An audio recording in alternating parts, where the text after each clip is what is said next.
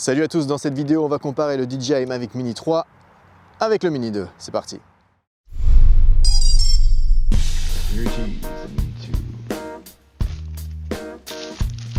Yo, Studio Brussels, what's up?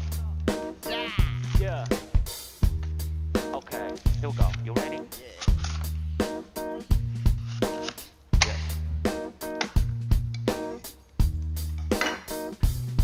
I ain't happy. I'm feeling great. I got sunshine in a bag. I'm useless, but not for long. A future is coming on. I ain't happy. I'm feeling good. I got sunshine in a bag. I'm useless, but not for long. A future is coming on. It's coming on. It's coming on. It's coming on. It's coming on.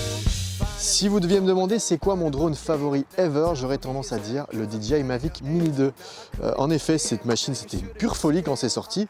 Il y avait le Mini 1 qui est sorti, on voyait ça, 2,7K, on se disait ouais ok, quand ça sortira en 4K ça deviendra intéressant pour filmer professionnellement.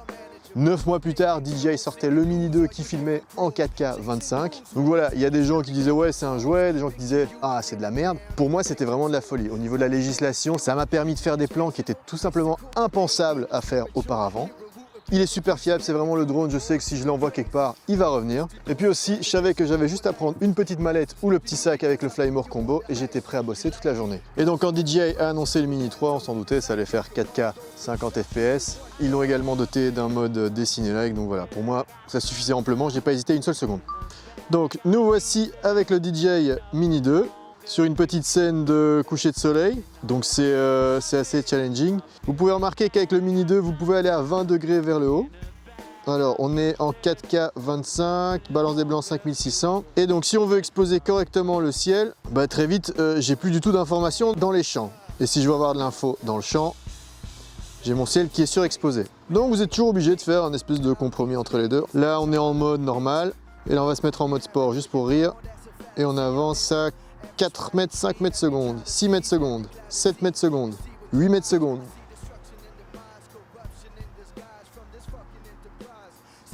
Et hop là, voilà pour le Mini 2. Je vais le poser comme ça on peut voir directement avec les mêmes conditions lumineuses le Mini 3.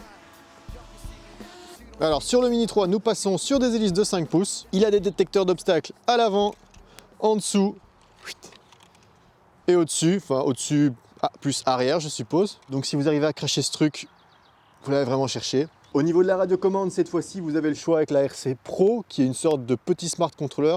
Attention, vous n'avez pas de sortie HDMI. Mais bon, voilà, c'est très pratique parce que ce que je reprochais aux autres drones de la gamme, c'est qu'il fallait utiliser votre smartphone. Je trouve ça assez chiant.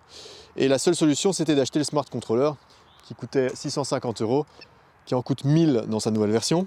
Parti pour un petit vol avant qu'il fasse trop schwartz. Bah, vous pouvez voir qu'ici, je peux exposer mon ciel. Et j'ai quand même pas mal de détails dans le champ. Tac tac. Alors au niveau de la batterie, 94%, il m'annonce 34 minutes.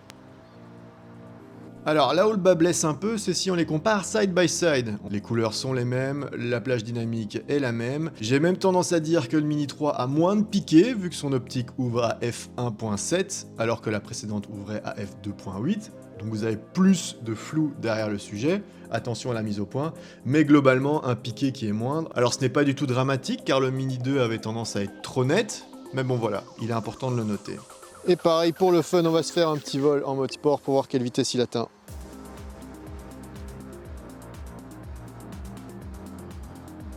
Ah ouais, là je suis à 14 mètres secondes, 15 mètres secondes. Ok, donc quand même une belle amélioration par rapport aux deux. Alors, je vous le disais tout à l'heure, au niveau de la nacelle, cette fois-ci, vous pouvez vous incliner à 60 degrés vers le haut. Excellent. Donc, vous allez pouvoir faire une inspection de pont, quelque chose comme ça. Alors, l'écran du Smart Controller est vraiment super confort. Voilà, même en plein jour, on voit parfaitement. Alors, la grande nouveauté, c'est qu'on a les modes de vol. On a les Master Shots. Appuyez pour faire un Master Shot. 3, 2, 1... Et donc là, il va me faire un petit travelling arrière.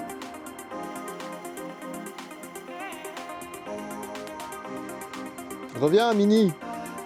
il va faire une espèce d'orbite. Qu'est-ce qu'il me fout là? Qu'est-ce qu'il est en train de faire?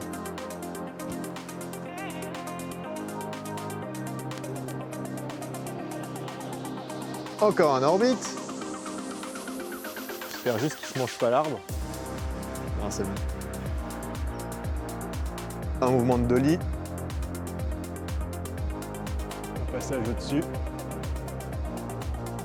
Un tire-bouchon, comme je l'appelle. Donc voilà, évidemment tout ça c'est un petit peu gadget. Je vous conseille quand même d'utiliser vos pouces, mais bon, l'option est là. Alors normalement une des nouveautés aussi, c'est que maintenant vous avez l'Active Track. Vous sélectionnez la cible sur l'écran, même sélectionnez-moi. Active Track. Appuyez sur Go et l'appareil suivra automatiquement le sujet. Oula, oula, oula, oula. Tu me fais peur là.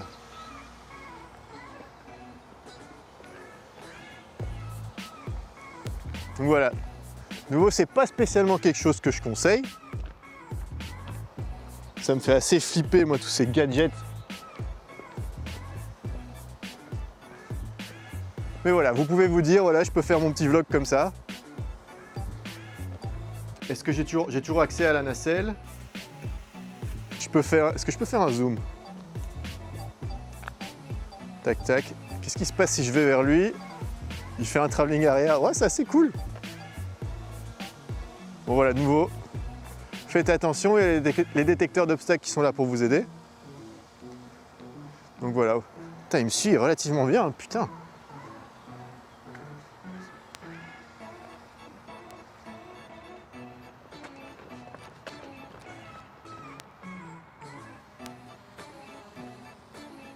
Ok, nice. Alors on va mettre stop. Arrête tes conneries, tu me fais stresser. Vous avez également le mode Point of Interest.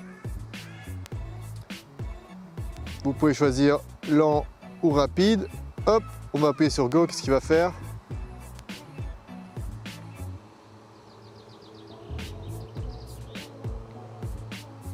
Et là, il va faire un orbite autour de votre sujet. On peut choisir plus rapide ou pas?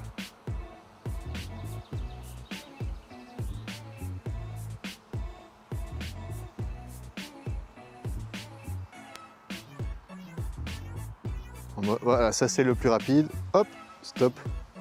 Ça me fait flipper un max ces conneries, putain. Alors la nouveauté aussi, c'est que vous pouvez mettre la caméra en mode vertical pour filmer pour les réseaux sociaux. Même si ça devrait être interdit par la loi, mais bon voilà, au moins vous avez l'option. Au niveau de la radiocommande, vous avez une molette qui contrôle le tilt. Vous avez un bouton pour faire la mise au point. Un bouton pour lancer le recording. La deuxième molette, elle va contrôler le zoom numérique. Un bouton C1, C2 qui sont paramétrables, hein, donc ça peut être recentrer la nacelle, etc. Un bouton Return to Home plus pause. Les trois modes de vol classiques, hein, donc normal, cinéma et sport. Donc, je reprends un peu les options avec vous. Dans le mode photo, vous avez mode photo unique, mode photo 48 mégapixels, donc il va superposer plusieurs photos pour avoir plus de résolution. AEB, aucune idée de ce que c'est. Rafale, photo à intervalle. En mode vidéo, vous avez la vidéo normale. Donc dans les enregistrements vidéo, vous avez 4K jusque 50 fps, 60 fps pardon. 2 cassettes 60 fps et 1080 jusque 60 fps. Je pense qu'il faut basculer en mode ralenti. Et là vous allez avoir le 1080 120 fps. Ensuite, vous avez le bouton Master Shot. Donc les quick shots, drone, fusée, cercle,